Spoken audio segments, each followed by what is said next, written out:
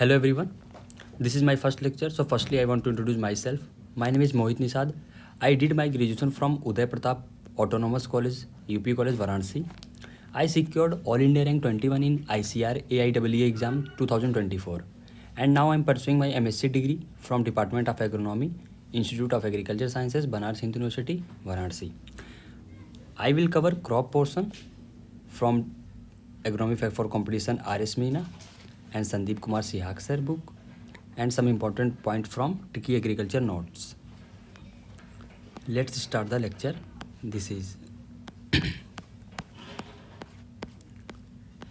Oryza sativa, rice. Rice is one of the most important crop of our crop production. Rice is staple food of more than 60% of world population. क्या है? More than 60% of world population. But अगर Indian population की बात की जाए तो 2/3 of Indian population and most of the population of South India. About 90% of world rice is grown as well as produce and consumed in Asia. ठीक है, कहाँ पे प्रोड्यूस और कंज्यूम होता है? एशिया में. In India rice is first most important extensively grown food crop. और second कौन सी है हमारी? तो वीट है. और राइस का एरिया कितना है हमारे इंडिया में ग्रोन करते हैं? तो वो है 43 मिलियन हेक्टेयर. और जो हमारा टोटल फूड ग्रेन प्रोडक्शन है उसका 40% ओनली कहाँ से कंट्रीब्यूशन होता है? तो वो राइस से होता है. ठीक है, राइस प्रोडक्शन से. अब इंस्टीट्यूट देखते हैं. इसके तो 6-7% प्रोटीन होता है, 2-2.5% फैट होता है, लो अमाउंट ऑफ कैल्शियम होती है. ठीक है, और प्रोटीन और न्यूट्रिएंट्स जो होता है वो लॉस्ट कब होते हैं? जब माइलिंग हम कर देते हैं राइस में. ठीक है, अब इंस्टीट्यूट में आ जाओ तो CRRI central rice research institute जो कि इंस्टीट्यूटेड है कहाँ पे? कटक उड़ीसा में. इस्टेब्लिश्ड कब होता है? 1946 में. और इसको 2015 में NRRI, इसका न्यू नेम क्या है? National rice research institute. Okay, फिर है IRRI international rice research institute, Los Banos, Manila, Philippines, establish in 1960. फिर आ जाता है AICRIP all India coordinated rice improvement project, Rajendra Nagar, Hyderabad. ये कब स्टार्ट हुआ था? 1965 में. और इसकी लोकेशन क्या है? हेडक्वार्टर्स का कहाँ पे है? राजेंद्र नगर, हैदराबाद. ठीक है. 1983 में जो AICRIP था इसको एलिवेट करके क्या बना दिया गया था? नया नाम इसका हुआ था DR, directorate of rice research. फिर 2014 में इसका फिर से नाम चेंज किया गया और अब इसका नाम जो है करेंटली वो है Indian institute of rice research.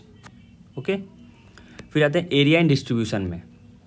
तो एरिया एंड डिस्ट्रीब्यूशन में तो जैसे मैंने बता दी कि इंडिया में कितना है? 43 मिलियन हेक्टेयर एरिया में ग्रो किया जाता है राइस. ठीक है, तो since independence area of rice in India increase 1.5 times. कितने टाइम्स इंक्रीज हुआ है? 1.5 से. Productivity 3 times, production more than 4 times. जो हमारा प्रोडक्शन हो गया है मोर देन 4 टाइम्स. ठीक है, फिर है total area of rice in the world क्या है? 162.48 million hectare of which about 146 million hectare is in Asia. Only one continent में ही कितना है? 146 मिलियन हेक्टेयर एरिया है.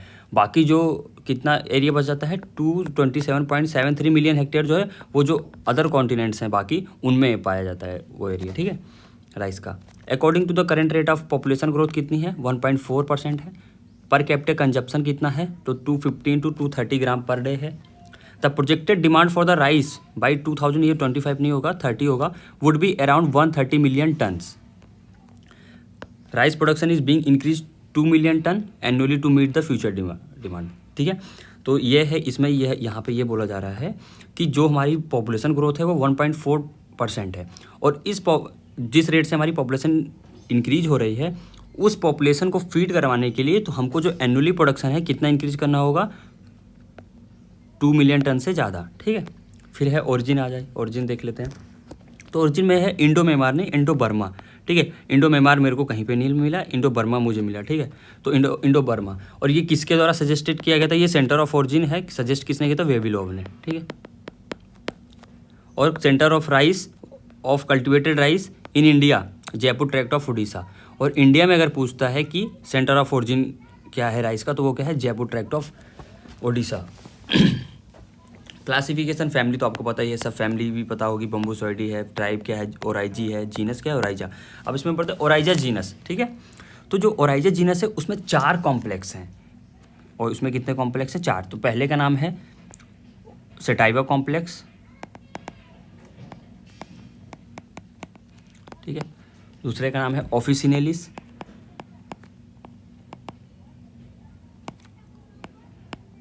कॉम्प्लेक्स। थर्ड का नाम है मेरियाना कॉम्प्लेक्स, और फोर्थ वन का नाम है वो है रिडले, ठीक है। ये 4 कॉम्प्लेक्सेस हैं, जिसमें से जो हमारा ओराइजा सेटाइवा कॉम्प्लेक्स है, यहाँ पे लिखा नहीं है तो यहाँ पे होगा ओराइजा सेटाइवा कॉम्प्लेक्स। जो ओराइजा सेटाइवा कॉम्प्लेक्स है उसकी 2 कल्टिवेटेड स्पीसीज़ हैं, एक ओराइजा सेटाइवा है, एक ओराइजा ग्लैब्रिमा, ठीक है। और जो ओराइजा सेटाइवा की 2 वाइल्ड स्पीसीज़ हैं वो क्या है, ओराइजा निवारा और ओराइजा रूफिपोगॉन। और ये क्या है, निवारा जो है एनुअल है, रूफिपोगॉन पेरिनिल। अब मैंने इसको याद करने के लिए क्या ऐसे याद किया था कि निवारा का लास्ट में ए है तो एनुअल का ए, तो मतलब निवारा जो है एनुअल है और रूफिपोगॉन पेरिनियल हो गई, ठीक है। अब न्यू राइज फॉर अफ्रीका, ये कॉन्सेप्ट किसने दिया था, तो मोंटी जॉन्स ने दिया था, ठीक है। और ये था क्या, तो इसमें ओराइजा सेटाइवा को क्रॉस किससे कराया गया था, ओराइजा ग्लैब्रिमा से। और ओराइजा सेटाइवा से जो था वो ईल्ड पोटेंशियल ट्रेट जो था, ईल्ड पोटेंशियल ट्रेट वो ओराइजा सेटाइवा से लिया गया था। और जो स्ट्रेस टॉलरेंट ट्रेट है उसको हम कहाँ से लिया था हमने, ओराइजा ग्लैब्रिमा से। देखिए यहाँ पे ईल्ड पोटेंशियल ट्रेट और Oryza sorry stress tolerant trait यहाँ से हो गया, और जिसके लिए मोंटी जॉन्स को 2004 में वर्ल्ड फूड प्राइज़ भी दिया गया था। फिर आगे वाइल्ड टाइप राइस, तो वाइल्ड टाइप राइस में क्या है, तो it is also known as Oryza fatua and Oryza spontanea in Asia and Oryza stapfii in Africa. It is closely associated with Oryza rufipogon and Oryza nivara in Asia. जो Oryza Fatuha है और स्पॉन्टेनिया ये India में किससे related है, associated है closely, तो रूफिपोगॉन और निवारा से, ठीक है। और स्टेपफिल जो है किससे है, वो लॉन्गिस्टेमिनाटा एंड ब्रेविगुलाटा इन अफ्रीका, ठीक है। और जो वाइल्ड टाइप राइस होता है इसका जो इंडोस्पर्म होता है वो क्या किस कलर का, रेड कलर का होता है, इसलिए इसको क्या बोलते हैं, रेड राइस भी बोलते हैं। अब genus Oryza have 24 species out of which only 2 are cultivated, जो कि हमने पहले देख रखी है कि ओनली 2 स्पीसीज है जो कि कल्टिवेटेड है। क्या है, एक ओराइजा सेटाइवा है और दूसरी क्या है, ओराइजा ग्लैब्रिमा। अब ओराइजा सेटाइवा जो है जिसको एशियन राइस भी बोलते हैं, क्रोमोसोमल वो डाइप्लॉइड है, 2n/24।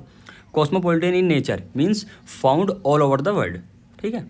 It has 3 subspecies, Oryza sativa indica, Oryza sativa japonica, Oryza sativa जावानिका।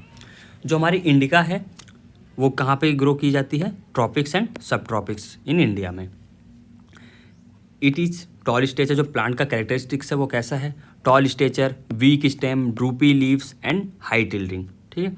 इरिस्पॉन्सिव to high inputs, जो हमारी इंडिका है वो इरिस्पॉन्सिव टू हाई इनपुट है, मतलब जैसे होता है ना कि हम अगर अच्छे मैनेजमेंट करेंगे तो उसकी यील्ड फिर भी उतनी ज़्यादा नहीं आएगी जितनी ये जैपोनिका की आती है, ठीक है। तो Oryza sativa japonica grown in temperate and subtropical regions of Japan. However 2 varieties release from IRRI, कौन कौन सी है, IRRI 142 और IRRI 152, जिसको MS11 भी बोलते हैं। Wildly grown in tropics of Philippines. अब IRRI ने क्या की, 2 वेराइटीज़ रिलीज़ की, ये दोनों वेराइटी, और ये इसलिए रिलीज़ की थी क्योंकि इनका जो रिटर्न्स था ना, ड्यू टू हाई रिटर्न्स, ठीक। अब प्लांट कैरेक्टरिस्टिक्स कैसा होता है ओराइजा सेटाइवा जैपोनिका का, तो short stature, sturdy stem, narrow erect and dark green leaves होती हैं, ठीक है। Responsive to high intensive crop management, अगर इंटेंसिव क्रॉप मैनेजमेंट हम करेंगे तो यील्ड क्या होती है, इंक्रीज होती है, ठीक है। और जैसे सेटाइवा जावानिका जिसको ब्लू राइस भी बोलते हैं, ये कहाँ पे ग्रो होता है, इंडोनेशिया में। इसके प्लांट कैरेक्टरिस्टिक्स है कि few tillers, tall stature, sturdy stem. देखिए tall stature just like indica, few tillers, sturdy stem just like it japonica, long panicles और लॉन्ग बॉल्ड ग्रेन्स। इसको याद रखिएगा, इसके जो प्लांट का कैरेक्टरिस्टिक्स है वो थोड़ा सा डिफरेंट है वो दोनों से, ठीक है।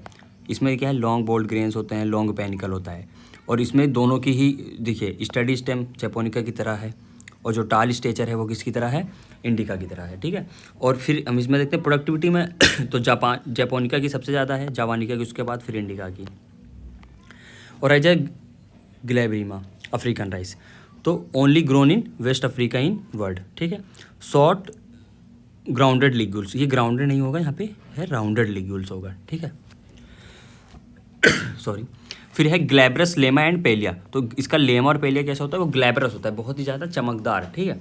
फिर है the panicle is lacking secondary branches, जो इसका पेनिकल होगा उसमें सेकेंडरी ब्रांचेज नहीं होती हैं, ठीक है। प्रोन टू लॉजिंग, लॉजिंग की प्रॉब्लम होती है इनमें। सेटरिंग इन पेनिकल्स, और पेनिकल्स में क्या होती है, सेटरिंग हो जाती है, ठीक है।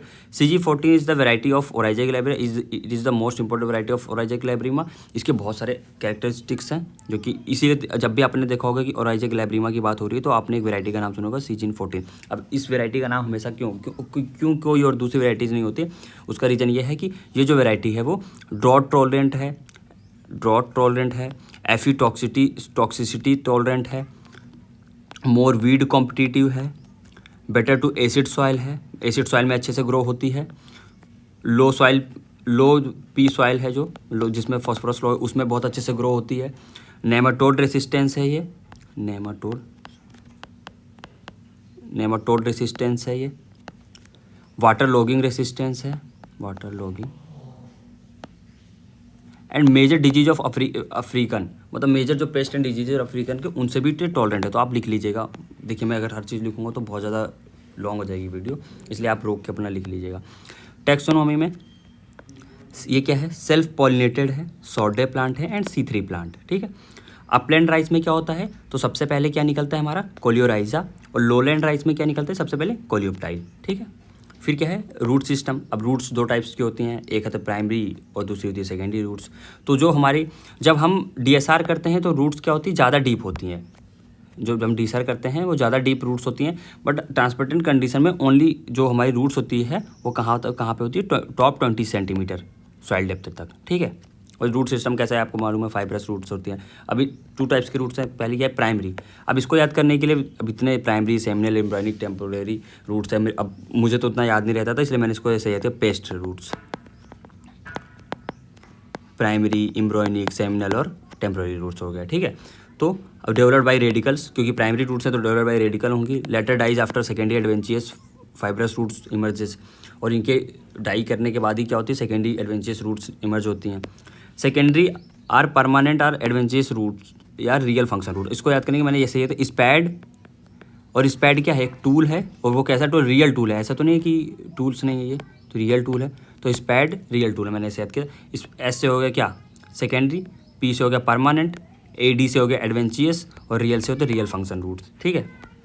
Arise from the lower nodes of the culm, जो कल्म होता है उसके लोअर नोट्स होता है, और कल्म का जॉइंटेड स्टेम होता है जो कि नोट और inter notes made up of notes and inter notes, right.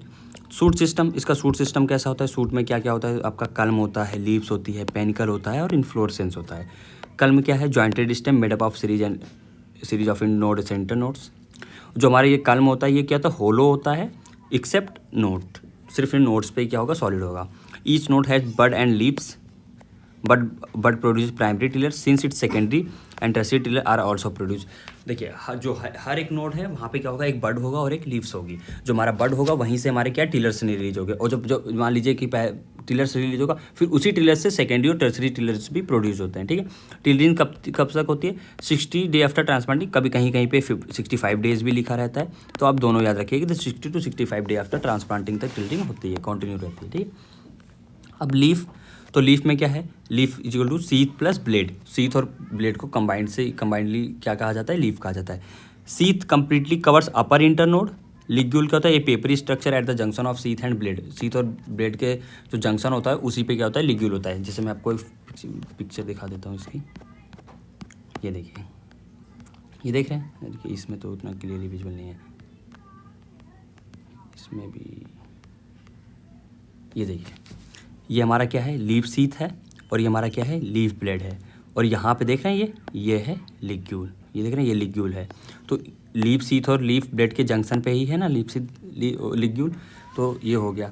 और जो हमारे लिग्यूल का वर्क क्या होता है, तो लिग्यूल का वर्क ये होता है कि डे टाइम में क्या होती है, यहाँ पे हमारे डस्ट सेटल होती हैं, और रात में क्या होता है, जब हम ड्यू पड़ते हैं, ओस होती है, तो उससे क्या होता है, ये डस्ट नीचे ऐसे धीरे मतलब यहाँ से नीचे जाएगी, ठीक है, वाटर के साथ में। तो ये जब यहाँ से जाएगी तो ये इंटर कर जाएगी हमारे किस में, कल्म में। अगर ये इंटर कल्म में कर जाती तो यहाँ पे क्या, तो रोटिंग हो जाती है और प्लांट यहीं से क्या हो जाता है, ब्रेक हो जाता है, क्योंकि रोटिंग हो जाएगी तो प्लांट ब्रेक हो जाएगा। बट जो लिग्यूल होता है, फिर लिग्यूल क्या होता है, यहीं पे इसको रोक देता है, डस्ट अंदर नहीं जा पाती, जिसकी वजह, तो लिग्यूल का बस इतना काम है, वो डस्ट को वहाँ पे चेक कर देता है, जिससे कि रोटिंग से हमारे वो बच जाता है प्लांट। ठीक है,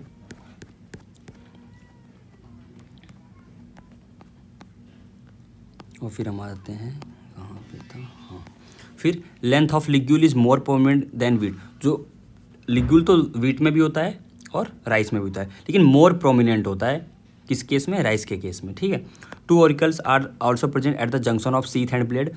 जो सीथ और ब्लेड का जंक्शन पे ही आपने देखा था लिग्यूल भी था, और सीथ और ब्लेड के जंक्शन पे ही हमारे ऑरिकल्स भी होते हैं। 2 ऑरिकल्स होते हैं।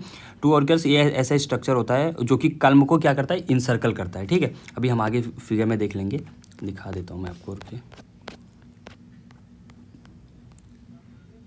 ये देखिए, आपको दिख रहा होगा इसमें तो उतना के लिए, ये देखिए, ये है, देख रहे, ये है ऑरिकल। ये क्या होता है, कल्म को इनसर्कल करता है। ठीक है, ये हो गया।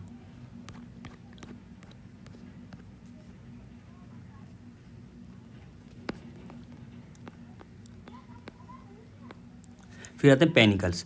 तो पेनिकल क्या होता है, जो हमारा राइस होता है उसके इन्फ्लोरेसेंस को क्या बोलते हैं, पेनिकल बोलते हैं। ये ग्रुप ऑफ क्या होता है, स्पाइकलेट्स होता है। ठीक है, फिर panicle is branched which bear spikelets. अभी हमने पहले तक पढ़ा था कि ओराइजा ग्लैब्रिमा, ओराइजा ग्लैब्रिमा के केस में हमने देखा था कि जो उसके स्पाइकलेट्स थे वो जो उसका पेनिकल था, सॉरी पेनिकल था उसका, जो ब्रांच नहीं था।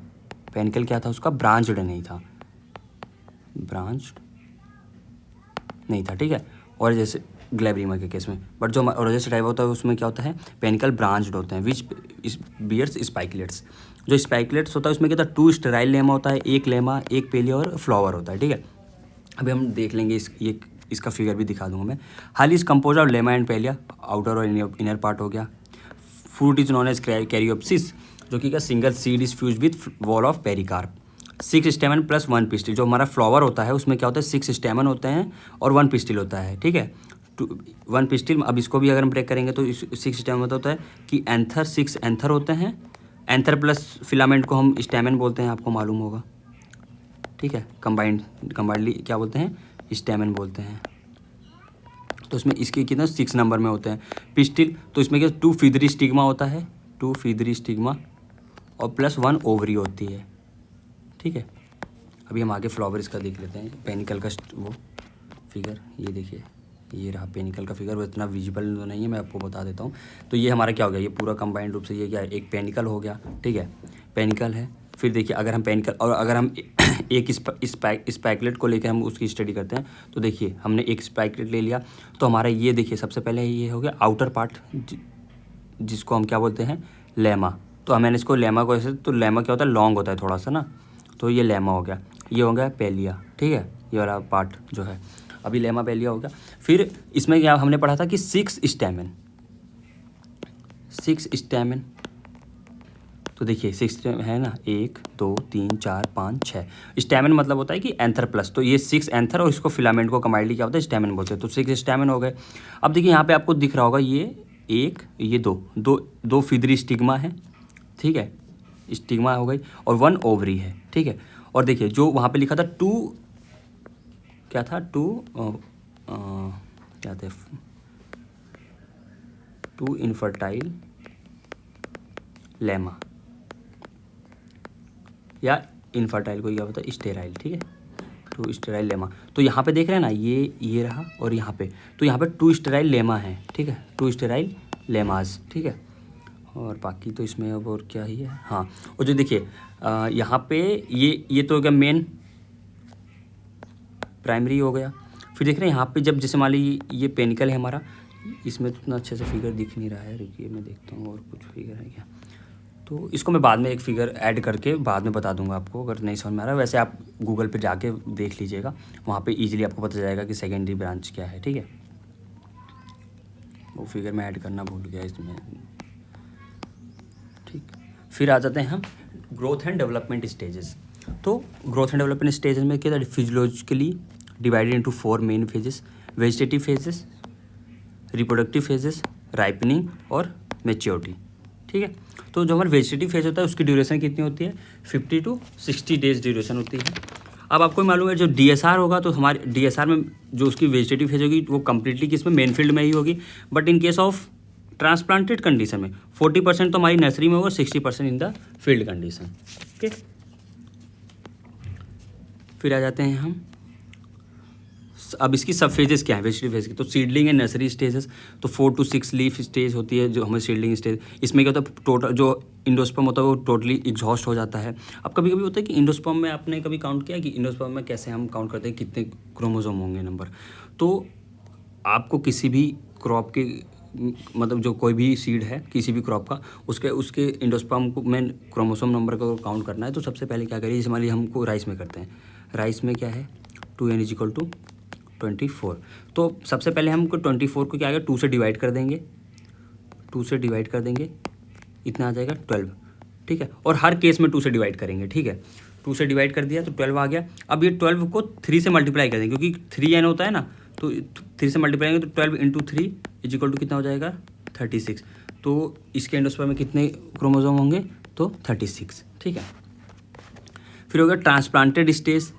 तो ट्रांसप्लांटिंग स्टेज क्या होती है, तो ट्रांसप्लांटिंग स्टेज मतलब होती है it covers the period from uprooting of seedling till full recovery following the transplanting. ठीक है, मतलब कि हमने जब से अपरूटिंग किया सीडलिंग को और जब तक मेन फील्ड में जो हमारी सीडलिंग को हमने ट्रांसप्लांट किया वो फुल रिकवरी कर लेती है। बिकॉज जब हम अप्रूट करते हैं तो उसको एक मतलब शॉक लगता है, मतलब क्योंकि हमने वहाँ से अप्रूट कर लिया तो उसको फुली रिकवर करने में कुछ टाइम पीरियड लगता है। उस टाइम पीरियड को ही क्या बोलते हैं ट्रांसप्लांटिंग स्टेज। जो ट्रांसप्लांटिंग स्टेज होती है वो कितने दिन की होती है 4 to 10 डेज होती है। अब DSR में तो हमको कोई ट्रांसप्लांट करनी नहीं होती, इसलिए इसमें DSR में 4 to 10 डेज की कम लगते हैं हमको। ठीक है, फिर टिलरिंग स्टेज। फिर टिलरिंग स्टेज में तो कितने टिलर्स होते हैं, तो 350 to 400 tillers per metre square में होते हैं। It covers the period from the tiller initiation to total tillering. ठीक है, maximum tillering stage comes after 35 to 40 days. तो मैक्सिमम टिलरिंग कब से आती है 35 to 40 डेज आफ्टर ट्रांसप्लांटिंग के बाद। ठीक है, और ट्रांसप्लांटिंग के बाद हम की बात हो रही है कि तब 35 से 40 दिन के बाद क्या आती है मैक्सिमम टिलरिंग स्टेज। ठीक है, ये अब vegetative leg stage. Vegetative leg stage जो है वो क्या है, ओनली जो मतलब लॉन्ग ड्यूरेशन वेराइटीज़ हैं सिर्फ उनमें देखी जाती है। Is absent in early maturing varieties. It is period between the maximum tillering and panicle initiation. Panicle initiation और मैक्सिमम टिल्डिंग के बीच का जो टाइम पीरियड होता है उसको वेजिटेटिव लेग फेज कहते हैं। और ये टाइम पीरियड कितने दिन का होता है, तो ये 12 to 20 डेज का होता है जो हमारा वेजिटेटिव लेग स्टेज होती है। ठीक है, it is also known as photo periodic sensitive phase. इसको फोटो पीरियोडिक सेंसिटिव फेज भी बोलते हैं। अब रिप्रोडक्टिव फेज तो ये 35 डेज ड्यूरेशन की होती है। इसकी सब फेजेस क्या हैं, panicle initiation, internode elongation, booting phase, heading stage, flowering stage. ठीक है, अब एक एक करके हम इसको पढ़ते हैं। पेनिकल इनिशिएशन तो it comes 21 to 25 days before heading.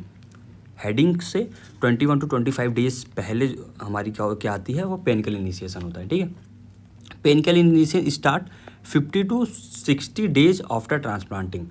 50 से 60 दिन के बाद जो है हमारा पेनिकल इनिशिएशन स्टार्ट होता है और हेडिंग से 21 to 25 डेज बिफोर। ठीक, internode elongation and booting phase. ठीक है, फिर है हेडिंग स्टेज। हेडिंग स्टेज कब आती है, 15 डेज आफ्टर बूटिंग। बूटिंग के 15 डेज के बाद हमारी क्या आती है, हेडिंग स्टेज आती है। ठीक है, फिर फ्लावरिंग स्टेज। ठीक है, फ्लावरिंग स्टेज कब आएगी, तो it comes 20 to 25 days after booting. Booting के 20 से 25 दिन के बाद हमारी कौन सी स्टेज आ रही थी, flowering stage, followed by pollination and fertilization. उसके बाद ही हमारे क्या होता है, पॉलिनेशन एंड फर्टिलाइजेशन होता है। अब इसमें कुछ चीज़ें थी, जैसे क्या थी, बूटिंग फेज हो गया, हेडिंग फेज। तो बूटिंग फेज का मतलब क्या होता है, ठीक है, तो बूटिंग फेज मतलब पीरियड व्हेन पेनिकल, अब मैं बोल देता हूँ आप लोग लिख लीजिएगा वीडियोस को पॉज करके, कि period when panicles means flowering head is developing flag leaf sheath causing the sheath to swell and appears like a boot. ठीक है, मतलब जो हमारा वो है पेनिकल है उसका क्या होता है, डेवलपमेंट होता है किसमें, फ्लैग लीफ सीथ में, जिसकी वजह से क्या होता है जो हमारा सीथ है वो क्या होता है, मतलब उसका अपीयरेंस बूट लाइक हो जाता है, थोड़ा सा वो स्वेल कर जाता है। ठीक है, तो उसी फेज को क्या होता है, बूटिंग फेज कहते हैं। अब हेडिंग में क्या होता है, it is emergence the panicle tip और head. Emergence of panicle from the flag leaf sheath उसी को क्या बोलते हैं, हेडिंग बोलते हैं। हेडिंग मीन्स होता है कि emergence of panicle from the flag leaf sheath is called heading stage. Ripening, this is has 20 to 25 days duration. अगर इसकी देखा जाए तो इसकी एवरेज है 30 days, ठीक है। तो अब ये जान लीजिए सबसे, अब अगर हमको क्रम वाइज करना तो सबसे ज़्यादा डेज में कौन सा सबसे ज़्यादा क्या हो गया, तो हमारी वेजिटेटिव फेज होती है जिसमें सबसे ज़्यादा दिन लगते हैं, वेजिटेटिव फेज, ठीक है। उसके बाद कौन आता है, तो उसके बाद हमारा आता है रिप्रोडक्टिव फेज, उसके बाद सबसे कम हमें टाइम किस में लगता है, तो राइपनिंग में, राइपनिंग, ठीक है। फिर है तो 25 to 35 डेज ड्यूरेशन का। मिल्की स्टेज, डफ स्टेज। तो अब एंथेसिस, एंथेसिस मीन्स होता है कि flowering stage when spikelet open and anther release pollen, मतलब ये एक फ्लावरिंग स्टेज होती है। एंथेसिस मतलब फ्लावरिंग स्टेज व्हेन स्पाइकलेट्स जो होते हैं वो क्या करते हैं, वो पोलन ग्रेन्स को रिलीज करते हैं, किसके लिए, पॉलिनेशन होने के लिए, तो उसी को क्या बोलते हैं, एंथेसिस, ठीक। The watery content in grains turns milky in consistence, ठीक है। डफ स्टेज क्या है, 2 to 3 वीक ड्यूरेशन। अब इसकी जो डफ स्टेज की ड्यूरेशन की 2 से 3 वीक्स होती है। The milky grains turns to soft dough stage and later hard dough stage. Maturity the grain turn hard from greenish colour, ठीक है। फिर सॉइल, अब सॉइल किस टाइप की चाहिए होती है, तो सॉइल में क्या होता है, देखो क्ले लोम या क्ले बेस्ट है इसके लिए। Rice is a semi aquatic plant, is not a aquatic plant, it is a semi aquatic plant, grow best under submerge condition. Ideal pH क्या है, 4 to 6 है। यही पीएच एक और क्रॉप है जिसके लिए चाहिए तो उसे टी कहते हैं, ठीक है। फिर तो क्लाइमेट, तो क्लाइमेट इसको कैसी चाहिए, तो it requires warm and humid climate, ठीक है। अब इसका दिया गया है कि कल्टीवेशन एक्सटेंड्स कहाँ से कहाँ तक है, तो 30 degree south latitude in Australia to 40 degree north latitude in Japan and 50 degree north latitude in China. इसको याद रखिए क्योंकि कभी कभी आ जाता है क्वेश्चन, से बहुत सिंपल है, क्या है 30, 45 and 50। 30 degree south latitude means Australia, Australia हमारा क्या है, नीचे साइड होता है। हम भारत का जब नक्शा बनाते हैं तो उसके नीचे साइड होता है, तो साउथ साइड में होता है, तो हम ऐसे याद करें 30 degree south latitude in Australia and 45 degree north latitude in Japan and 50 degree north latitude in China, ठीक है। इंडिया में अब क्या होता है, तो इंडिया नॉर्थ में पड़ता है, ऑस्ट्रेलिया के नॉर्थ में है, तो नॉर्थ में 8 degree north to 34 degree north latitude. Rice requires 100 to 150 centimetre average annual rainfall. अब हम पढ़ते हैं कि एवरेज टेम्परेचर क्या चाहिए होता है, मतलब कि कौन कौन सी स्टेज है और उसका टेम्परेचर क्या है। ये इंपॉर्टेंट है, ये क्वेश्चन यहाँ से आते भी हैं, ठीक है। तो ग्रोइंग पीरियड में क्या है, 21 to 37। ब्लूमिंग में क्या होता है, 26.5 to 29.5। ये याद रखिएगा कि ये टेम्परेचर पूछ लिया जाता है। पेनिकल इनिशिएशन के टाइम पे 20 to 22, ये भी इंपॉर्टेंट है बिकॉज सबसे लो टेम्परेचर इसी जगह पे आप देख लीजिए, यहाँ पे 21 to 27 हो गया, 26.5 to 29.5 ब्लूमिंग पे, 20 से 22 और 20 से 25 राइपनिंग स्टेज में। सबसे लो टेम्परेचर हमको कब चाहिए होता है, पेनिकल इनिशिएशन के वक्त में, ठीक है। तो फिर हम और देखते हैं, और यहाँ पे एक होता है, बार बार क्वेश्चन आए हुए हैं, जेआरएफ में भी पूछा गया है, ठीक है, और अदर एग्जाम्स में भी पूछा गया है कि कार्डिनल टेम्परेचर राइस का क्या है, ठीक है। तो वो क्या है, कार्डिनल टेम्परेचर होता है कि minimum, optimum and maximum temperature क्या है, ठीक है। तो 10 to 12 डेज, 30 to 32 डिग्री से 10 to 12 डिग्री सेंटीग्रेड, 30 to 32 और 36 से 38, ठीक है, हो गया। फिर सोइंग टाइम के बेसिस पे, तो growing season based on harvesting. अब ये हार्वेस्टिंग के बेसिस पे इसके नाम क्या क्या है, ऑटम, विंटर, स्प्रिंग, समर, ठीक है। तो ये जो खरीफ है ना, यहाँ पे खरीफ, सॉरी हाँ ये खरीफ होगा, यहाँ रबी है ना, यहाँ रबी नहीं होगा, यहाँ पे भी क्या होगा, खरीफ होगा, ठीक है। जो ये यहाँ पे है, ये रबी ना होकर यहाँ पे भी क्या होगा, खरीफ होगा, ठीक है। तो स्प्रिंग सीजन हो गया, तो स्प्रिंग, अभी इसका लोकल नाम क्या है, इसका क्या है, अमन, और इसका क्या है, डलुआ है बोरो। अब देखिए डलुआ ऐसे याद रखिए, उड़ीसा में डलुआ बोला जाता है, तो उड़ीसा का डी लास्ट में है तो डलुआ हो गया, वेस्ट बंगाल का बी तो बोरो हो गया, ठीक है। और यहाँ पे एक चीज़ देखिएगा, जो ऑटम है उसका क्या है, growing season based on harvesting time. Harvesting time के बेस पे इसको ऑटम बोला गया। ऑटम देखिए क्या सितंबर अक्टूबर में ऑटम होता है, तो उस समय हार्वेस्टिंग होती है, तो इसको ऑटम बोला गया, ठीक है। विंटर नवंबर दिसंबर में क्या था, विंटर होती है, तो इसको बोला गया कि ये विंटर, ठीक है, नाम जो इसका नाम दिया गया है। फिर लोकल नेम ये आस अमन हो गया। सोइंग टाइम क्या होती है, मई जून और जून जुलाई। और इसका जो सोर्स है ना, इसको याद रखिएगा, ये है राजेंद्र प्रसाद से मैंने इसको वेरीफाई कर रखा है, ठीक है। इस पेन को चेंज करते हैं, ठीक है। फिर आ जाते हैं यहाँ पे, तो अस ए बंगाली वर्ड है जिसका मतलब होता है आंसू मीन्स अर्ली, ठीक है, क्योंकि अर्ली देख रहे हैं मई जून में कर ले तो हम पहले कर दे रहे हैं। अमन एन अरेबिक वर्ड है, इसका मीन्स होता है स्टेबिलिटी, ठीक है। तो और जो अस अमन है बोथ को ही खरीफ बोला जाता है, जैसे यहाँ पे रबी था वो रबी नहीं वो खरीफ होगा, खरीफ बोला जाता है। It constitute 95% area of the total rice area in the country. जो उसका 95% है वो क्या दोनों ही राइस है, आस और अमन है। जो रिमेनिंग 5% बचता है वो कौन सा है, तो हमारा ये रबी वाला है। सो रबी मतलब ये स्प्रिंग वाला, ठीक। In north India only kharif crop is grown. Eastern India 2 crops of rice is taken. Eastern India में 2, नॉर्थ ईस्टर्न देखिए ईस्टर्न में 2 हो गया, ठीक है, ईस्टर्न में से तो क्या हो गया 2 हो गया। North eastern and south southern reason वहाँ पे क्या होता है 3 क्रॉप्स लेते हैं, ठीक है, 3 crops all 3 seasons. Irrigated rice makeup 44% of total global area, while rainfed low land makeup 45 and rainfed upland कितना है कंपेयर 11% एरिया। तो यह है कि राइस का जो इरीगेटेड एरिया जैसे राइस है का कल्टीवेशन जो है वो इरीगेटेड कितना है, तो 44% है। जो हमारा रेनफेड लो लैंड है उसका कितना है 45, और रेनफेड अपलैंड है उसका कितना है 11%, ठीक है। बट हम इन केस ऑफ इंडिया तो 58.7% टोटल एरिया क्या है हमारा इरीगेटेड है, 57%। इट्स मीन्स अराउंड 60% एरिया हमारा क्या है under rice cultivation is irrigated, ठीक। फिर कल्टीवेशन मेथड, अब कल्टीवेशन मेथड कौन कौन सी है, तो there are 2 methods, dry and wet cultivation. Dry cultivation followed in uplands, ये ड्राई सीडिंग नहीं होगा, यहाँ पे होगा डायरेक्ट सीडिंग, इसको करेक्ट कर लीजिएगा, डायरेक्ट सीडिंग, ठीक है। Crop depends on rainfall for their water requirement. Upland rice, अब ये देखिए ये जो ये है ना, तो ये अपलैंड राइस की यहाँ पे ये डिफाइन किया गया कि अपलैंड राइस किसको कहेंगे, तो ये इंपॉर्टेंट है। और ये डिफिनेशन दी किसने दी, तो महापात्रा एंड पटनायक ने, महापात्रा एंड पटनायक ने राइस को डिफाइन किया था। अपलैंड राइस को क्या है, राइस दैट में have no standing water on the soil surface 48 hour after cessation of rainfall और इरीगेशन और रेनफॉल के 48 आवर के बाद अगर उस फील्ड पे राइस फील्ड में अगर वाटर स्टैंड नहीं रहता है तो उसको क्या बोलेंगे, अपलैंड राइस बोलेंगे, ठीक है। तो sowing time is in May June in area of south west monsoon and September in north east monsoon, ठीक है। इसके और नाम क्या है, जो हमारा ये है ड्राई कल्टीवेशन या डायरेक्ट सीडिंग है, तो इसका अनदर नेम्स क्या क्या हैं, आंसू, बिजली, बधाई, कुंवारी, तो देखिए उड़ीसा में इसको बीली बोलते हैं, असम में आंसू और वेस्ट बंगाल में अस बोलते हैं, ठीक है, अलग अलग नाम से हैं ये सब, ठीक है।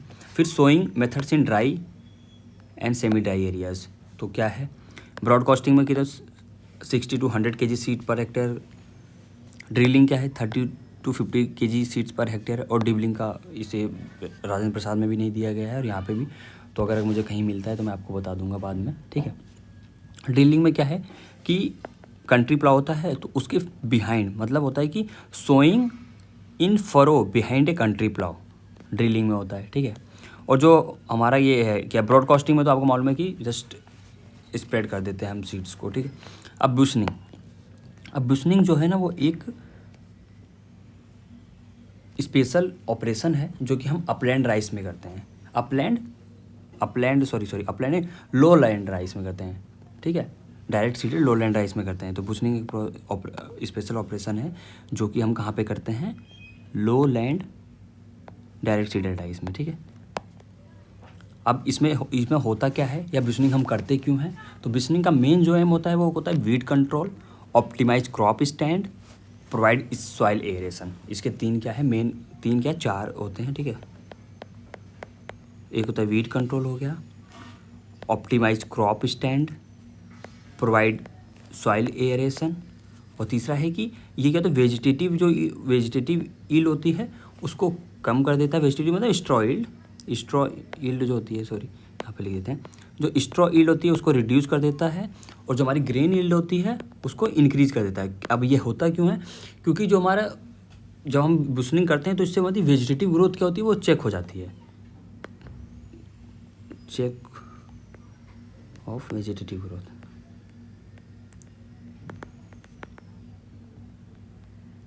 ड्यू टू, ठीक है, ऐसा इसलिए होता है। ठीक, अब इसमें होता क्या है, 4 to 6 days after seed sowing with a country plough in 5 to 10 centimetre standing water 1 to 2 times depending होता है weed density and crop stand. ठीक है, तो इसमें कहते हैं क्रॉस प्लाइंग कर देते हैं 4 to 6 days after sowing with the use of country plough in 5 to 10 centimeter of standing water on the basis of weed density and crop stand. We can use this practice 1 to 2 times. If weed density is high, planking is also done after plowing.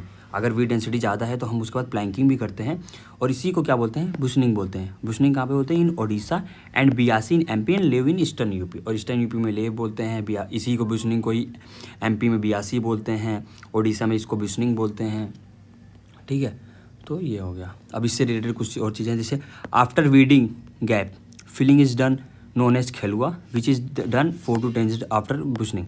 बुशनिंग के 7 से 10 दिन के बाद हम uprooted seedling लेके आते हैं, uprooted seedling, uprooted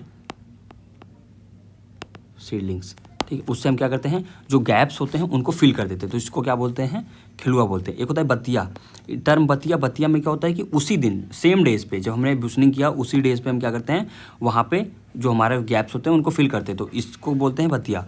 और जब 7 to 10 days की बात करते हैं तो उसको बोलते हैं खिलुआ। ठीक है, it is followed in direct seeded lowland rice, जो कि हम पहले पढ़ते हैं, Orissa, MP, BH, West Bengal, Assam and UP. Wet cultivation and transplanting. ठीक है, तो वेट कल्टीवेशन ट्रांसप्लांटिंग में क्या होता है, तो जैसे आपको पता है, in puddling is done 5 to 10 centimetre of water, puddling is done with the puddler in shallow water.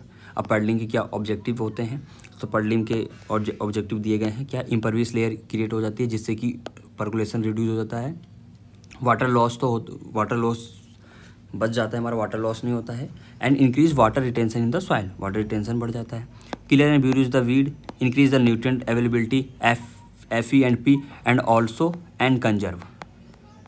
अब एंड कंजर्व इसका रीज़न ये है कि जब हमने इम्परवियस लेयर क्रिएट कर दी तो वाटर का डीप पर्कुलेशन नहीं होता है और लीचिंग नहीं होती है, क्योंकि लीचिंग के साथ ही जो हमारा नाइट्रेट होता है, नाइट्रोजन नाइट्रेट के फॉर्म में क्या होता है, लीच डाउन कर जाता है। ठीक है, तो आगे जब हम वो कर देते हैं, पडलिंग कर देते हैं, तो एक इम्परवियस लेयर बन जाती है जिसकी वजह से पर्कुलेशन रिड्यूस होता है, तो ऑब्वियस सी बात है लीचिंग भी रिड्यूस हो जाएगी।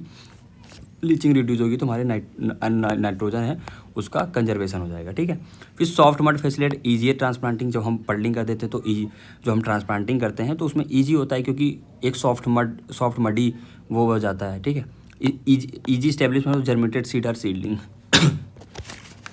फिर आता है हमारा flow chart of direct seedling rice. Direct seedling rice का फ्लो चार्ट यहाँ पे दिया गया है। तो क्या है, drained field, dry seeding, wet seeding. ठीक है, ड्राई सीडिंग में हमारा क्या होता है, ब्रॉडकास्टिंग, ड्रिलिंग हो गया। वेट सीडिंग में क्या होता है, ब्रॉडकास्टिंग है, और हमारा होता है ड्रम सीडिंग होता है। ठीक है, sowing in seed bed, problem of cyperus rotundus and cynodon dactylon. Dry seeding में प्रॉब्लम होती है किसकी, साइपर रोटंडस की भी होती है और साइनोडोन डेक्टाइलॉन, लेकिन in case of wet seeding ये प्रॉब्लम्स नहीं होती हैं। ठीक है, अब ड्रम सीडिंग की बात करते हैं, तो ड्रम सीडिंग में होता क्या है, मैं यहाँ पे फिगर तो नहीं लेके आया, बट आप लोग गूगल पे इसको सर्च कर लीजिएगा, इसका आपको समझ में आ जाएगा। ड्रम सीडिंग में होता है कि प्री जर्मिनेटेड सीड होते हैं जिनको ड्रम्स बने होते हैं, वो लगे होते हैं, उसमें सीड्स होते हैं। वो सीड क्या होता है, हम धीरे धीरे उस काट को ड्रॉ करते हैं और वो सीड्स वहाँ पे अपने आप में मतलब गिरते रहते हैं। ठीक है, तो ये हो गया ड्रम सीडिंग हो गया। ड्रम सीडिंग में क्या होता है कि जो इस बिटवीन रो है, मतलब जो सीड्स हैं उनके बीच में एक मतलब सर्टेन डिस्टेंस होती है। ठीक है, जिसकी वजह से हम इंटररो कल्टीवेशन भी हम इसमें कर सकते हैं, हैंड वीडिंग या इंटररो कल्टीवेशन कर सकते हैं। बट ब्रॉडकास्टिंग में क्या होता है कि रैंडम एप्लीकेशन होता है इसका, तो इसलिए ना तो इसमें हैंड वीडिंग कर सकते हैं ना तो इंटररो कल्टीवेशन प्रैक्टिस कर सकते हैं। ड्राई सीडिंग में ब्रॉडकास्टिंग होती है और दूसरी ड्रिलिंग होती है। ड्रिलिंग में मतलब यह कि कंट्री प्लाव के बिहाइंड द कंट्री प्लाव भी हम जो सीड्स हैं, सीड को हम फरों में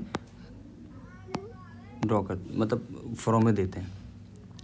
फिर नर्सरी रेजिंग। अब नर्सरी रेजिंग के 3 मेथड है, dry seed bed, wet seed bed और ड्रैपॉग मेथड, ठीक है। नर्सरी रेजिंग, तो नर्सरी रेजिंग के सबसे पहले हम क्या होता है, कौन से है, ड्राई सीडिंग थी, वेट सीड बेड और ड्रैपॉग। तो ड्राई नर्सरी में क्या होता है कि reason of assured water supply through rainfall, no puddling is done. तो कोई पडलिंग नहीं की जाती है क्योंकि यहाँ पे क्या है, ओनली रेन, जो वाटर का एस्योर्ड सप्लाई है वो क्या है, only through rainfall. Seed rate क्या होती है, 2.5 to 3 kg सीड्स पर 100 meter square, nursery is sufficient. अगर मान लीजिए हमको 1 हेक्टेयर के लिए सीडलिंग ग्रो करनी है तो हमको कितना सीड लगेगा, तो आपको पता है कि जो हमारा नर्सरी ग्रो होता है, अगर मान लीजिए नर्सरी एरिया कैसे हम करते हैं, तो अगर हम कोई एक हेक्टेयर में तो 1/10 हेक्टेयर में हम क्या करेंगे, नर्सरी ग्रो करेंगे। अगर हमको 1 हेक्टेयर में ट्रांसप्लांटिंग करनी है तो 1/10 हेक्टेयर में nursery, 1/10 hectare means 1000 metre square, right, 1000 metre square, क्योंकि 1 hectare is equal to 10,000 metre square होता है, राइट। अब यहाँ पे क्या है, 100 मीटर स्क्वायर में 2.5 to 3 kg सीड्स होता है, तो 1000 में कितना हो जाएगा, 25 to 30 kg seed per hectare के लिए आ गया, ठीक है। तो यहाँ पे होगा chlorosis is a major problem in dry areas and calcareous and saline alkaline soil, therefore FeSO4 foliar spray is recommended, right. उसके बाद आता है वेट नर्सरी। अब हाँ, इसमें कुछ और चीज़ें ऐड कर लेते हैं कि जो हम मान लीजिए हम अब ये बेड बनाएंगे, पहली बात तो ये बेड का कुछ हाइट होता है, ठीक है। तो जो हम रेज बेड बनाते हैं नर्सरी रेजिंग के लिए, तो उसकी हाइट क्या होती है, HEI हाइट होगी 4 to 5 सेंटीमीटर। जो इसकी विड्थ होगी वो होगी 1 to 1.5 सेंटीमीटर, और जो इसकी लेंथ होती है वो कन्वीनियंट होती है, मतलब आप अपने अकॉर्डिंग इसको एडजस्ट कर सकते हैं, ठीक है। और जो मान लीजिए अब हमने 2 बेड बनाए, जैसे एक बेड ये रहा और दूसरा बेड ये रहा, तो इनके बीच का जो गैप होगा वो कितना होगा, 30 सेंटीमीटर, ठीक है। फिर होगा wet nursery, followed in India under irrigated condition. Seedling are ready for transplant in short period 20 to 25 days, और इसमें सीडलिंग कितना 20 to 25 डेज में हो जाती है, ठीक है। Seed rate is same as dry seeding, और जो इसका सेम बेड प्रिपरेशन भी सेम ऐसे यही है, उसके लिए भी कि height 4 to 5 centimetre, width 1 to 1.5 centimetre और लेंथ जो होती है अकॉर्डिंग टू योर कन्वीनियंस, ठीक है। तो अपने अकॉर्डिंग इसको एडजस्ट कर सकते हो। अब दूसरा जाते हैं हमारे डेपोग मेथड। तो सबसे पहले डेपोग मेथड हमने कई बार पढ़ा है, बट एक होता है ना, डेपोग मेथड का मेन फीचर क्या है, मेन इंपॉर्टेंट फीचर्स क्या है डेपोग मेथड। तो डेपोग मेथड का मेन इंपॉर्टेंट फीचर जो है, मेन फीचर यही है, ये जो लाइन दी गई है ना, यही इसका मेन फीचर होता है, thick nursery seedling. Thick nursery seedling is the main without any contact with soil is the main feature of डेपोग method. और डेपोग मेथड आई कहाँ से थी, फिलीपींस, लेगुना प्रोविंस, ठीक है, इंडिया में सबसे पहले कहाँ के फार्मर्स ने इसको अडॉप्ट किया था, तो AP आंध्र प्रदेश के फार्मर्स ने अडॉप्ट किया था इस प्रैक्टिस को, ठीक है। Growing seedling on concrete floor or raised bed, क्योंकि कॉन्टैक्ट सॉइल से होता नहीं है, covered with polythene or banana leaves, ठीक है। फिर it is use specially under the assured water supply and when early transplanting is.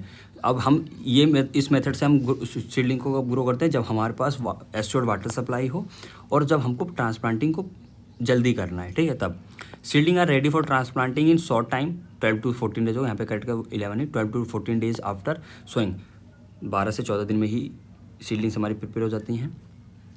Less area is required 30 to 40 metre square area for 1 hectare. वहाँ पे कितना लगता था, तो यहाँ पे एरिया भी लगता है, वहाँ पे 1000 नॉर्मली हम जब करते हैं तो 1000 मीटर स्क्वायर लगता है, और इसमें कितना है 30 to 40 मीटर स्क्वायर में लग जाता है, एरिया लगता है बस। तो is sufficient at the rate 1.5 kg seeds per metre square or 3.0 kg pre germinated seeds per metre square, और सीड रेट कितनी है 45 to 60 kg पर हेक्टेयर, ठीक है। वहाँ पे कितना लगा 25 to 30 kg पर हेक्टेयर लग रहा था, वहाँ पे सीड रेट कम थी, यहाँ पे कितनी सीड रेट ज़्यादा है, 45 to 60 kg seeds per hectare जरूरत पड़ती है।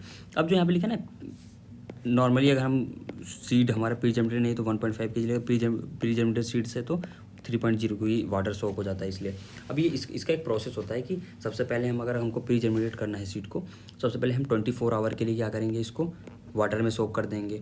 उसके बाद हम इसको 36 to 48 आवर के लिए इसको इंक्यूबेट कर देंगे इन सैडी प्लेस में। और अगर जैसे हमको जो ज़रूरत पड़ेगी इसमें पानी की, हाँ सो हमारे सीडलिंग्स, हमारे जो सीड्स हैं वो ज़्यादा मतलब उनको मॉइस्चर की ज़रूरत है, तो हम उस पर थोड़ा सा पानी का छिड़काव भी कर देंगे, ठीक है। फिर हमारा आता है ट्रांसप्लांटिंग। ड्यूरिंग खरीफ सीजन हम ट्रांसप्लांटिंग की जो बेस्ट टाइमिंग है वो क्या है, first fortnight of July. However north western India first fortnight of June is better due to low temperature at flowering stage in August September. ऐसा, लेकिन north west में क्या करते हैं, हम जून में ही ट्रांसप्लांटिंग कर देते हैं। ऐसा इसलिए करते हैं क्योंकि अगर हम लेट करेंगे तो जब हमारी फ्लावरिंग होगी तो उस समय टेम्परेचर बहुत ही ज़्यादा लो हो जाता है, ठीक है, जिसकी वजह से क्या होता है, हमारा फर्टिलाइजेशन अच्छे से नहीं हो पाता है, ठीक है, फर्टिलाइजेशन अच्छे से नहीं हो पाता है। इसलिए हम नॉर्थ वेस्टर्न इंडिया में पहले ही मतलब फर्स्ट फोरनाइट ऑफ जून में मतलब पहले ही कर लेते हैं ट्रांसप्लांटिंग, जिसकी वजह से फ्लावरिंग स्टेज पे जो होता है टेम्परेचर बहुत ज़्यादा लो ना हो और फर्टिलाइजेशन अच्छे से हो जाए, ठीक है। फिर ट्रांसप्लांटिंग इन रबी सीजन, तो last week of December is good time for transplanting of boro rice. जो बोरो राइस है उसको ट्रांसप्लांटिंग की सबसे बेस्ट टाइमिंग क्या है, last week of December is good time, ठीक है। अब वेट सीजन में, वेट सीजन जो है 20 to 40 day old seeding is better for the timely transplant. अगर टाइमली ट्रांसप्लांटिंग कर रहे हैं हम रबी सीजन में तो हमको कितनी दिन 25 to 30 डेज ओल्ड सीडिंग चाहिए, बट अगर हम डिलेट कर रहे हैं तो कितना चाहिए, 45 to 50 days old seedling is better, ठीक। एज ऑफ सीडलिंग, तो खरीफ में कितनी होती है, 20 to 25 days old seedling are use. Rabi season में 30 to 40 days old seedling are use. Spacing, generally the spacing 20 to 10 metre centimetre square, 20 to 15 to 50 equally good. Trials में लगा के देखा गया कि तीनों के रिजल्ट ही सेम इक्वल होते हैं, ठीक है। तो अब ये तीनों ही इसकी स्पेसिंग है, ठीक। Seedlings per hills, hiding variety रहेगी 2 to 3 सीडलिंग्स, हाइब्रिड रहेगी तो 1 to 2 seedlings per hills. Transplanting depth 2 to 4 centimetre. अब डबल ट्रांसप्लांटिंग, अब ये डबल ट्रांसप्लांटिंग, पहली बात तो है डबल ट्रांसप्लांटिंग होती क्या है, क्यों करते हैं, इसकी ज़रूरत क्यों पड़ती है, ये सारे क्वेश्चंस आते हैं मन में। तो सबसे पहले तो ये होती क्या है, तो डबल ट्रांसप्लांटिंग होता है कि जैसे मान लिया हमने पहले ट्रांसप्लांटिंग कर दी, एक फील्ड में हम पहले नर्सरी रेज करते हैं वन फील्ड में, तो यहाँ पे हम 21 to 30 डेज़ कि जब ये नर्सरी हो जाती है तो हम इसको क्या करते हैं, मेन फील्ड में मतलब 21 to 30 या 25 डेज 20 to 25 डेज़ के बाद हम ट्रांसप्लांटिंग करते हैं, ठीक है। और आप ये 21 to 30 डेज इसलिए भी दिया कि ऐसा तो है नहीं कि जैसे ही हमने वहाँ से एक ही दिन में हम सारी सीडलिंग्स को अप्रूव कर लेते हैं, टाइम लगता है ना। मान लीजिए हमारी प्रिपेयर हो गई सीडलिंग 25 डेज़ में, बट उसको अब हमको मेन फील्ड में ट्रांसप्लांट करने के लिए भी तो टाइम लगता है, लेबर चाहिए और कुछ टाइम, तो मान लीजिए 2 to 3 डेज 4 to 5 डेज तो होकर 21 to 30 डेज इसमें दिया गया, इसलिए तो 30 डेज हमने यहाँ से अप्रूव किया सीडलिंग को। फिर हम क्या करते हैं, अब हम इसको मेन फील्ड में ना ले जाके एक दूसरे फील्ड में ले जाते हैं, ठीक है। मेन फील्ड में ना, उसके पहले ले जाके वहाँ पर हम इसको क्या करते हैं, वहाँ पे इसको ट्रांसप्लांट करते हैं और उसकी स्पेसिंग होती है 15 to 10 सेंटीमीटर। उसकी स्पेसिंग पे हमको दूसरे फील्ड में इसको ले जाके ट्रांसप्लांट करते हैं और फिर वहाँ पर ये सीडलिंग्स को फिर हम कितने दिन तक रहने देते हैं, 21 to 30 डेज तक। फिर इसको हम अब जाके फिर इसको मेन फील्ड में लेके जाते हैं, क्योंकि डबल बोला है ना, डबल ट्रांसप्लांटिंग, तो एक हो गया, 2, फिर ये हम इसको मेन फील्ड में क्या, main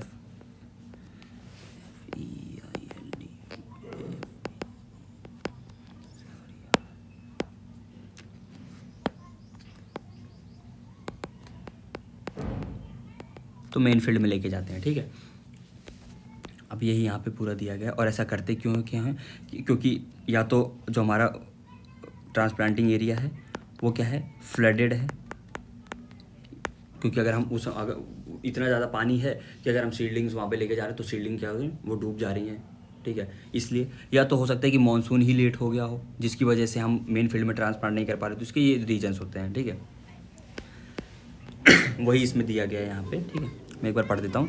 transplanting of seedling is second nursery having a relatively higher area as compare to primary nursery area before final transplanting in the main field is known as double transplanting. जो कि मैंने बताया कि main field से पहले हम इसको second field में ट्रांसप्लांट करते हैं, जिसका एरिया ज़्यादा होता है। यहाँ पे लिखा है तो एरिया कितना होता है, क्योंकि 15 to 10 सेंटीमीटर की स्पेसिंग पे हम करते हैं, ठीक है। रो टू रो 15 होती है, प्लांट टू प्लांट 10 सेंटीमीटर होती है, ठीक है।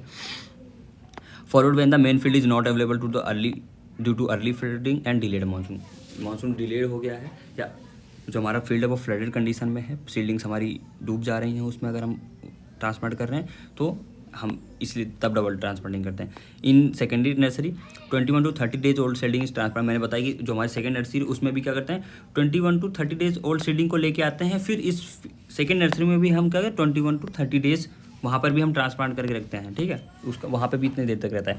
अब ये देखो जब सेकंड नर्सरी होता है ना, तो अब देखिए अब इसमें हम क्या करते हैं फर्टिलाइजर भी एप्लीकेशन भी हम सेकंड नर्सरी में करते हैं। उसकी डोज क्या होती है 20 kg नाइट्रोजन होता है, ठीक है, और 10 kg P2O5 एंड 10 kg ही क्या होता है हमारा K2O भी होता है, ठीक है, kg। तो ये इसकी सेकेंड नर्सरी में इसकी फर्टिलाइजर की डोज है, ठीक है। और देखिए अब डबल ट्रांसप्लांटिंग करनी है हमको, तो अब देखिए ऐसे तो मिला के कितना डेज हो जा रहा है, देखिए 60 टू 70 डेज हो जा रहे हैं हमारी मेन फील्ड में ले जाने से पहले ही नर्सरी हमारी 60 टू 70 डेज ओल्ड हो जा रही है, ठीक है। तो इसलिए अब इतना टाइम लग जा रहा है मेन फील्ड में जाने से पहले, तो इसलिए हम क्या करते हैं, अगर हमको पता है कि मतलब इस एरिया में ऐसा होता है कि या तो फ्लडिंग कंडीशन हो जाती है, कहीं एक एरिया जहाँ पे फ्लडिंग कंडीशन हो जाती है और हम उसको फिर हमको डबल ट्रांसप्लांटिंग करनी पड़ रही है, और दूसरा एरिया है कि वहाँ पे मानसून ही लेट आ रहा है तो फिर उनको क्या तो डबल ट्रांसप्लांटिंग करनी पड़ती है। तो ऐसी कंडीशन में हम जो नर्सरी रे करते हैं तो उसको मई में करते हैं, ठीक है, अर्ली मई में हम नर्सरी रेज कर लेते हैं, क्योंकि वैसे भी हमको मई में अर्ली मई, ठीक है, अर्ली मई में ही हम कहते हैं नर्सरी रेज करते हैं, नर्सरी रेजिंग। तो ये जो नर्सरी रेजिंग है ना ये वाली ये तो हम इसको अर्ली मई में ही कर लेते हैं, जिससे कि हम मेन फील्ड में जाते जाते मतलब बहुत ज़्यादा टाइम ना लग जाए, टाइम तो उतना लगेगा ही, ठीक।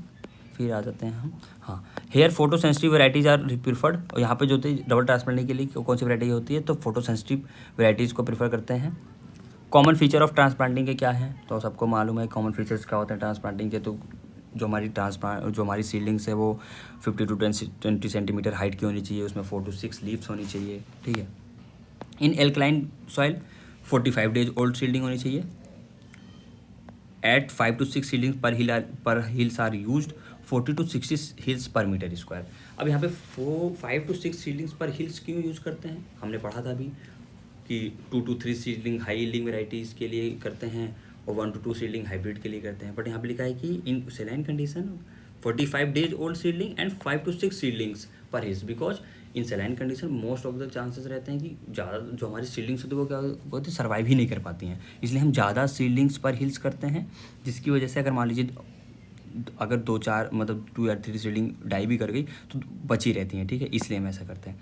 फिर अगर हमें ऑप्टिमम और एडिक्वेट पॉपुलेशन चाहिए हमको राइस फील्ड में, तो हमको कितनी सीडलिंग्स या हिल्स पर मीटर स्क्वायर में होनी चाहिए, तो वो है 50 hills per metre square. Broadcasting sprouted seeds in puddled soil, ऐसा तो हम ब्रॉडकास्टिंग तब करते हैं पटल सॉइल में स्प्राउटेड सीड्स की जब हमारे पास तो लेबर शॉर्टेज हो, तब ऐसा तो हम तब करते हैं, या जब हाई लेबर चार्जेस हो, लेबर की शॉर्टेज हो, या जो लेबर चार्ज हमारे बहुत ज़्यादा हाई हैं, तो इन कंडीशन में हम क्या करते हैं डायरेक्ट स्प्राउटेड सीड्स को हम क्या करते हैं ब्रॉडकास्ट कर देते हैं पटल सॉइल में, ठीक है। अब इसकी अगर हमें पटल सॉइल में जब हम ये करते हैं ब्रॉडकास्टिंग, तो इसकी जो सीड रेट है वो क्या है 100 kg पर हेक्टेयर, ठीक। तो आज हम इस लेक्चर्स में यहीं तक करते हैं, बाकी जो आगे रहेगा आगे हम देखेंगे, ठीक है। आगे का जो न्यूट्रिएंट मैनेजमेंट है ये सारी चीज़ें हम आगे देखेंगे।